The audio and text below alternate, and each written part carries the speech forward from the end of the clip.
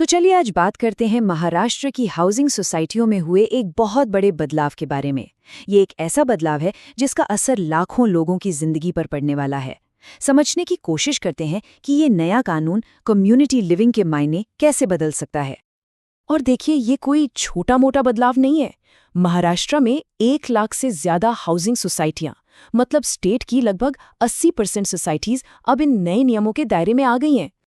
तो सवाल ये उठता है कि इतने सालों से, दशकों से इतनी सारी सोसाइटियों के लिए नियम आखिर थे क्या? ये सब चल कैसे रहा था? सच तो ये है कि पहले के नियम बहुत जनरल थे, कुछ भी साफ साफ नहीं कहा गया था। लेकिन अब कहानी बदल गई है। महाराष्ट्र कोऑपरेटिव सोसाइटी एक्ट में एक पूरा का पूरा नया चैप्टर जोड़ा गया है, जो सिर्फ और सिर्फ हाउसिंग सोसाइटियों के लिए बनाया गया है। तो आज हम क्या क्या देखने वाले हैं? सबसे पहले, ये नया चैप्टर क्या है? फिर अब मेंबर कौन हो सकता है? मेंबर्स के अधिकार, नियम और पाबंदियां क्या है?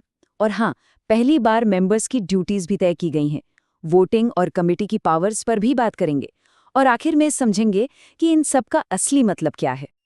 देखिए, बड़ी दिलचस्प बात है ये।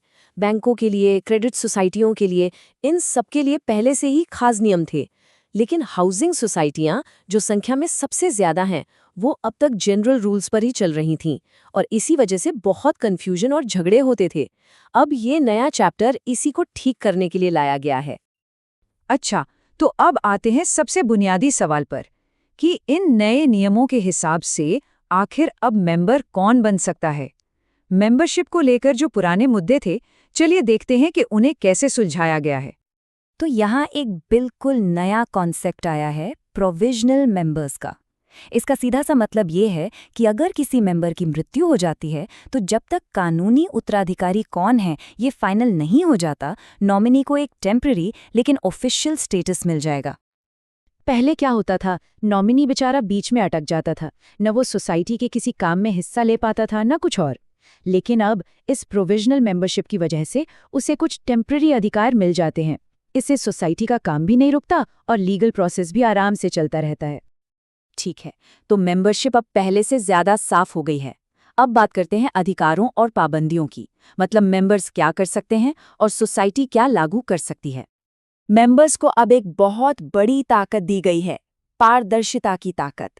अब उन्हें सोसाइटी के जरूरी दस्तावेजों की जांच करने का एक साफ साफ अधिकार है, जैसे कानून की copy, rules, balance sheet, committee में कौन कौन है, मेंबर्स का रजिस्टर और हाँ, मीटिंग्स में क्या हुआ उसके मिनट्स तक, सब कुछ।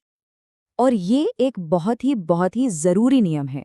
अब कोई भी मेंबर अपना फ्लैट तब तक बेच या ट्रांसफर नहीं कर सकता जब तक सोसाइटी के सारे बकाया क्लियर न हो जाएं। इससे ये पक्का हो जाता है कि सोसाइटी का पैसा डूबेगा नहीं। इसे आप ऐसे समझिए, जैसे प्रॉपर्टी टैक्स होता है या बिजली का बिल। अब सोसाइटी के ड्यूज भी एक वैधानिक यानी स्टैट्यूटरी ड्यू बन गए हैं। मतलब लीगली आपको ये चुकाने ही पड़ेंगे, ट्रांसफर से पहले कोई दूसरा रास्ता नहीं है। अब तक तो हम अधिकारों की बात कर रहे थे, लेकिन पहली बार कानून में मेंबर्स की ड्यूटीज यानी उनके कर्तव्यों को भी डिफाइन किया गया है। ये अपने आप में एक बहुत बड़ा कदम है जो साझा जिम्मेदारी की भावना को बढ़ावा देगा। तो क्या है ये ड्यूटीज? पहला, अपनी ड्यूज समय पर चुकाना। दूसरा, अगर सोसाइटी रीडेवलपमेंट के लिए जा रही है और जनरल बॉडी ने मंजूरी दे दी है तो फ्लैट खाली करना होगा। और तीसरा, सोसाइटी के सभी नियमों का पालन करना। और याद रहे, ये सिर्फ सुझाव नहीं है, ये अब कानूनी दायित्व हैं। खास तौर पर वो रीडेवलपमेंट वाली ड्यूटी, उसका जमीनी स्तर पर असर बहुत बड़ा होने वाला है। सालों से प्रोजेक्ट्स इसलिए अटके रहते थे क्योंकि कुछ लोग अड़ जाते थे। अब ऐसा नहीं होगा। अगर मेजॉरिटी ने फैसला ले लिया तो कुछ लोग उसे रोक नहीं पाएंगे। चलिए, अब आते हैं पावर स्ट्रक्चर पर, मतलब वोटिंग और कमेटी की शक्तियों पर। देखते हैं इसमें क्या क्या साफ किया गया है ताकि पूरी व्यवस्था और बेहतर हो सके। ये बड़ा दिलचस्प है। नियम एकदम सिंपल है, 1 मेंबर 1 वोट।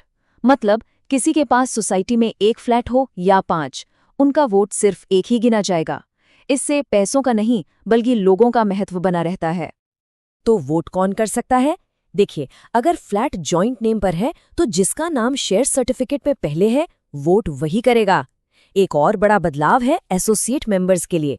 अब वो ओरिजिनल मेंबर की लिखित सहमति से न सिर्फ वोट कर सकते हैं बल्कि चुनाव भी लड़ सकते हैं। और हाँ, डिफॉल्टर्स, जब तक ड्यूज क्लियर नहीं होंगे तब तक ना वोट न चुनाव। तो इन सभी बदलावों का निचोड़ क्या है? मकसद एक ही है, चीजों को साफ करना, क्लैरिटी लाना। जब नियम साफ होंगे, जिम्मेदारियां तय होंगी, तो समुदाय अपने आप मजबूत बनेंगे। सीधी सी बात है, जितने साफ नियम उतने ही मजबूत समुदाय। यही इन सारे संशोधनों का कोर मैसेज है। लेकिन सबसे बड़ा सवाल तो यही है, कागज पर तो सब ठीक लगता है, पर क्या ये नए नियम, ये नई ड्यूटीज और पावर्स हाउसिंग सोसाइटियों में सच में वो सामंजस्य ला पाएंगी जिसकी उम्मीद की जा रही है? ये तो वक्त ही बताएगा।